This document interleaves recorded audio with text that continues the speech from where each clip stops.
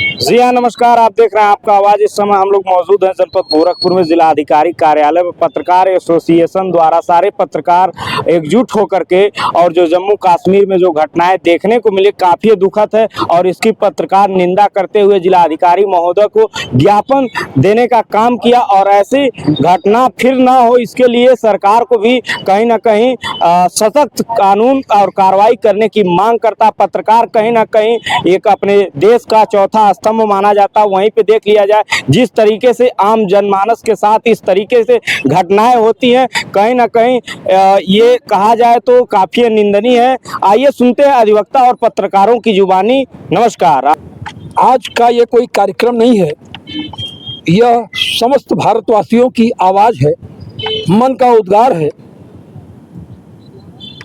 आज आप किसी भी भारतीय से, वो किसी भी धर्म, संप्रदाय, जाति, बिरादरी का हो, आप पूछें तो उसका एक ही जवाब होगा, पाकिस्तान में घुसो, उसे मारो, उसे उसकी हद और हैसियत दिखाओ और उसको एहसास कराओ कि तुमने कहाँ हाथ डाला है। बर्दाश्त की सीमा होती है, बर्दाश्त की सीमा पार हो गई है।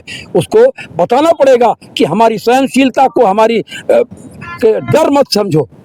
हम बड़े भाई की हैसियत से तुम्हें माफ़ करते रहे तो तुमने उसको अपनी आदत बना लिया। तो जैसे एक दुष्ट बालक को समझाने के लिए दंड का प्रहार किया जाता है, उसी प्रकार अब हम सारी भावनाएं अपने प्रधानमंत्री जी को दे रहे हैं कि वो निर्णायक युद्ध की घड़ी में इसको ले आए और उसे ऐसा सबक दें कि भविष्य में फिर कभी वो इस तरह का दुस्साहस न कर सके। भारतीयों के एक एक बूंद खून की कीमत वसूलनी होगी।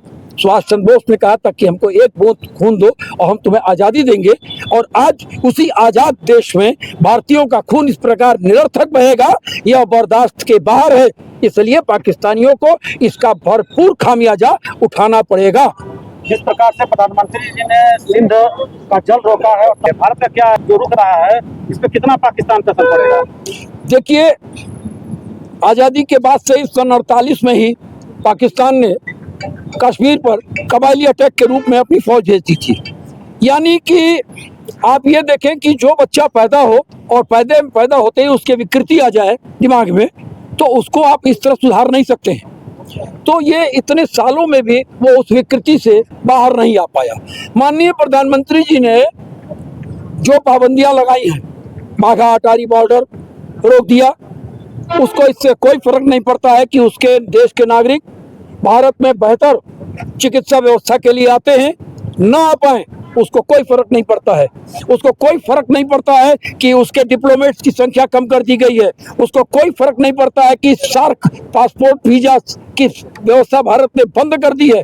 हाँ, थोड़ा सा प्रयास पड़ेगा जो सिंधु जल समझौता को रोक देने का है, क्योंकि जो सिंधु की 5 सहायक 4 और सहायक नदियां हैं, सिंधु है, रावी है, सतलज है, झेलम है, चिनाब है, इन नदियों को भारत ने सदाशयता में आज़ादी के समय पाकिस्तान को दिया था, क्योंकि पाकिस्तान में जल के स्रोत की बहुत कमी है और जो भारत के हिस्से का भी था उसका भी भारत 80% उनको दे देता था। ये भारत की सदाशयता थी। भारत ने हमेशा बड़े भाई होने का अपना रुतबा कायम रखा और वो स्नेह भी दिया। लेकिन एक उदंड बालक को अब कृष्ण ने भी ये अपने बुआ के लड़के शिशुपाल की 100 गलतियों को माफ किया था और 100 गलती होने के बाद उसका सर कलम किया था। उसी प्रकार अब निर्णायक दौर की वार्ता नहीं, संघर्ष होगा और भीषण संघर्ष होना चाहिए। फारूक अब्दुल्ला का एक बयान वायरल होता है जिसमें उन्होंने कहा था पाकिस्तान में चूड़ियां नहीं पहन रखी है। क्या बोलेंगे ऐसे लोगों के बारे में? देखिए, आप भारत जब आजाद हुआ, भारत ने अपने नागरिकों को बहुत सारी सुविधाएं संविधान में थी, उसमें बोलने की भी एक आजादी थी। वो क्या बोलते हैं, वो एक व्यक्ति को प्रतिनिधित्व करते हैं। जिस कश्मीर के वो मुख्यमंत्री रहे और उनका लड़का आज मुख्यमंत्री है, उस कश्मीर में सिर्फ भारत सरकार की नीतियों के चलते शांति बहाली हुई थी। वहाँ का पर्यटन जो एकमात्र उद्योग है वो इतना तेज फल रहा था। और आज मैंने टीवी में देखा कि जिन जगहों पर लाइन लगती थी, शिकारे उनके खड़े पड़े हैं, होटल खाली हो रहे हैं। पहलगाम जो मिनी स्विट्जरलैंड है वो वीरान हो चुका है। खाओगे कहाँ से? तो आज आम कश्मीरी से पूछोगे तो वह भी यही कहेगा कि नहीं, फारूक अब्दुल्ला गलत बोल रहे हैं। भारत जो कर रहा था सही कर रहा था, और अब जो भारत करेगा वह भी सही करेगा।